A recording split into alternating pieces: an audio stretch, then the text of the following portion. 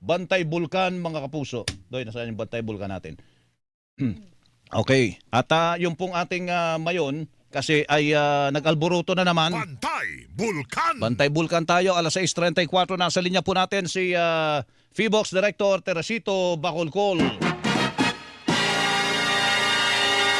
Director, magandang umaga po sa inyo. Director? Hello? Yes, magandang umaga din po. Opo, Hello? ang natanggap po naming impormasyon, Director, ay 85 na rockfall events ang nangyari sa Bulkang Mayon sa nakalipas na 24 oras at ang pinakahuli daw po ay kagabi. Ano po? Nakakabahala po ba itong phenomenon na ito, Director? Yes po, isa sa mga, yung rockfall events, isa ito sa mga tinitingnan natin bago natin i-raise yung alert level from alert level 2 to alert level 3. In fact, this is the same thing happened noong 2023. Bago nagkaroon ng eruption, dumami po yung rockfall events natin. So, tinitingnan natin to, if consistent bang tumataas in the next few days, then we may raise alert level to alert level 2 to alert level 3. Opo, pero 85 in 24 hours, Director, talagang nakakabahala po yun. Tama ba? Yes po, kasi noong 2023 in 3 days, naka more than 200 tayo in 3 days. So that would be around 80. Ganon din yung average. So titingnan natin kapag consistent ito and kapag dadami na siya in the next few days and kapag may pyroclastic density current na, yun yung minaman na natin. Opo. Pag sinabi niyong rockfall events, mga bato po ang ano dyan, gano'ng kalalaking mga bato po yung tumatalsik o binubuga, Director?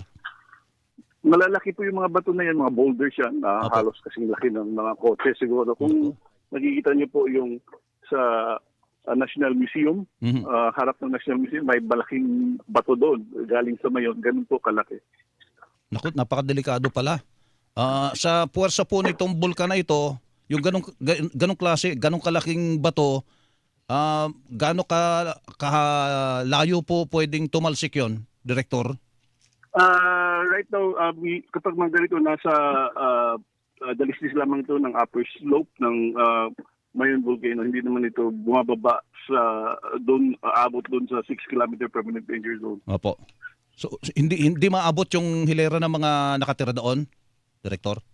Hindi naman. Opo. So anong kasunod dito? Sabi nyo, pwede magkaroon ng eruption.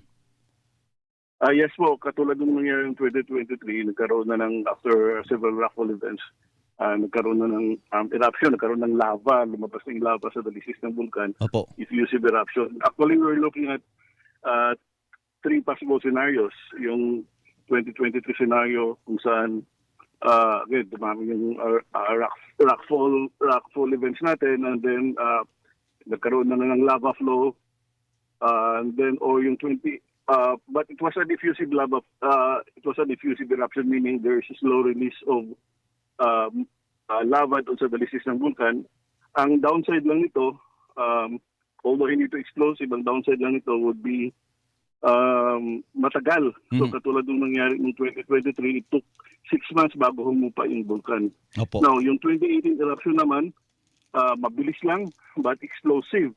2 months to noong 2018, and biglang rockfall events then, and then afterwards was followed by yung lava fountaining. Tapos after 2 months humupa na. And then yung third scenario natin is eventually huhupa yung rockfall events natin, yung parameters would go back to the background level. Opo. And then if this happens, we revert the alert level to alert level 1. Opo. May dalawang termino kayong binabanggit eh. Eruption at saka explosion eh. Ano ho bang pagkakaiba, Director?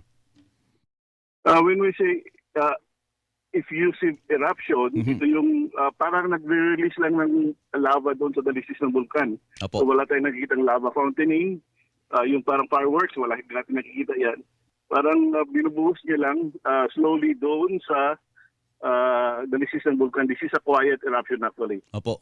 Tawag natin. And then yung explosive eruption naman, yun yung nakikita natin na para may fireworks. Ayun.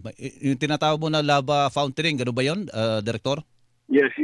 Tama kayo, lava fountaining. Opo. Okay. So wala pa tayo doon. Wala pa. Wala pa tayo doon, wala pa tayo doon. Opo. So ano po ang payo sa mga kababayan natin? Kasi meron naman tayong 6 kilometer permanent danger zone. Nanganganib ba sila yung mga tao po na beyond that permanent danger zone, Director?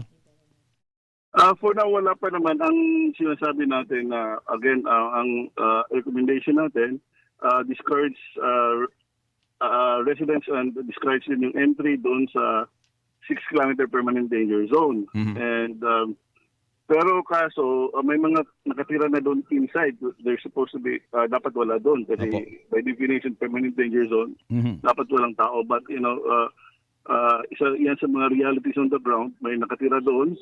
So, ang sinasabi lang natin that they have to be prepared for rapid evacuation kung activity would escalate to alert level 3. Mhm.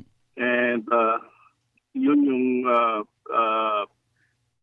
nire-recommend natin. Opo. Okay. Kumusta naman po yung iba pa natin mga bulkan na Director? Bulusan at saka itong Taal pala. Oh, yan. Ganyan din.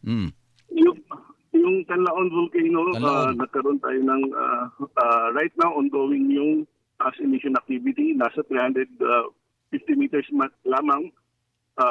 Nag-start kanina ng 5:55 a.m. and it's still ongoing. But Canlaon Volcano is still on alert level 2. Yung Bulusan Volcano naman for the past 24 hours,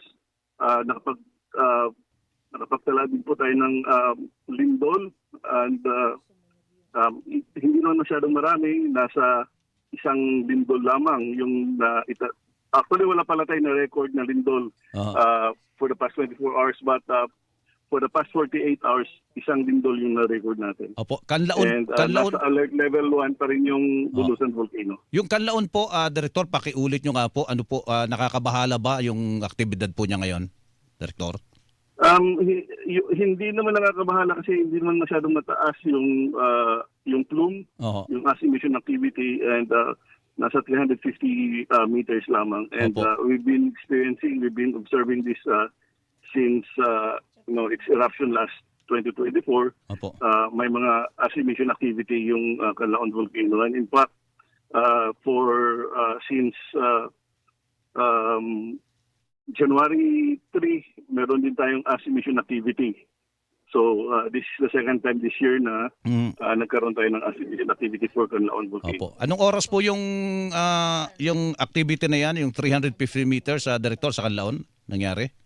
5:55 a.m. Ngayon pong umaga. Ayun. Mm-hmm. Opo. So, kumusta po yung mga residente po doon? Meron ba tayong advisory para sa kanila po, Director, tungkol dyan? Ang advice naman sa kanila is huwag pumasok sa permanent danger zone which is 4 kilometers. Opo. Yung mga residente naman sa around Canlaon Volcano, sanay na sila kasi every now and then nagkakaroon ng ash emission activity yung Canlaon Volcano. Opo. And in fact, last year marami din tayong ash emission activity. Mhm. Halos umabot ng several ash emission activity, 30 events in 2025. Opo. Sige po. Director, salamat po sa panahon at saka sa mga babala ninyo dyan sa FIBOC sa ating mga kababayan. Magandang umaga po sa inyo. Yes, maraming salamat din po. Opo, si Director Teresito Bacolcol ng Philippine Institute of Volcanology and Seismology.